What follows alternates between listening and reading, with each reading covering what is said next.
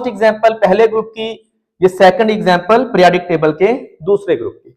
अब यहां पे एक और एग्जांपल लेते हैं, लाइक जिस तरह मैं कहता हूं यहां पे सल्फर, सिलीनियम और टेलरियम। सल्फर, सिलीनियम और आगे आपके पास कौन सा है, टेलरियम। सल्फर का देखिए आपको पता है एटॉमिक वेट कितना होता है, 32 होता है। टेलरियम का कितना होता है एटॉमिक वेट, 127.6 होता है इसका। अब हम देखते हैं सिलीनियम का कितना निकलता है। तो यहां देखिए आपके पास 32 है, 32 प्लस 127.6 डिवाइडेड बाय 2, ठीक हो गया। यहां पे आ जाएगा आपके पास 159, 157 और 2 नो हो गया 159.6 ओवर 2, तो ये कार्बन निकलता है 79.8।